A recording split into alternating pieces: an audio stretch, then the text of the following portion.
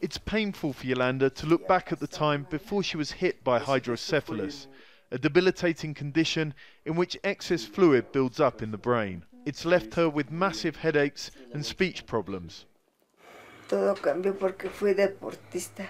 Everything changed because I was a sportswoman before. I spent 20 years doing sports and I sold clothing. Everything ended.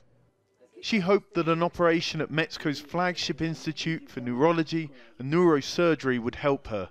But what she didn't know was that doctors would fit her with an experimental and unauthorized device.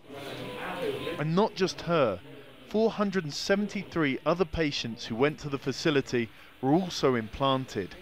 They were essentially guinea pigs in an unofficial trial carried out over a period of 14 years. They never asked me anything before operating. They said something to my husband, but never that they were going to do an experiment.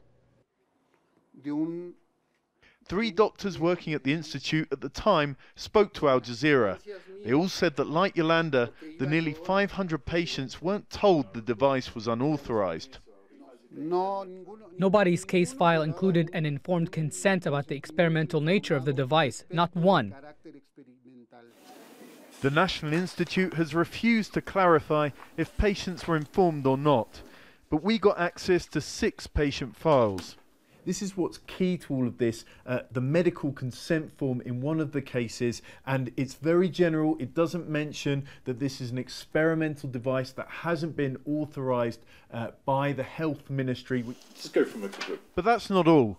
The 3 doctors Al Jazeera talked to say the device was simply a tube that relied on gravity to drain away fluid from the brain down to the stomach area, and that relying on gravity meant that if a patient laid down, it would flow back.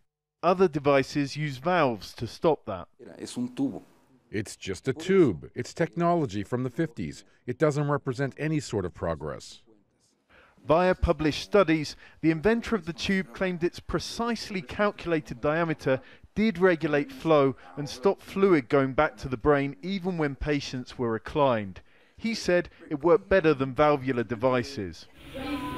Doctors told us several patients had to have the device replaced, but it's unclear how many suffered from any ill effects.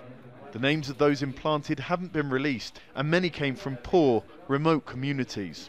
It's a problem especially with patients without much money. They feel okay and they go. They're lost. Yolanda was able to have another device fitted several years ago, but her health continues to worsen. At this point, her hopes of getting better or for justice are fading. John Holman, Al Jazeera, Mexico City.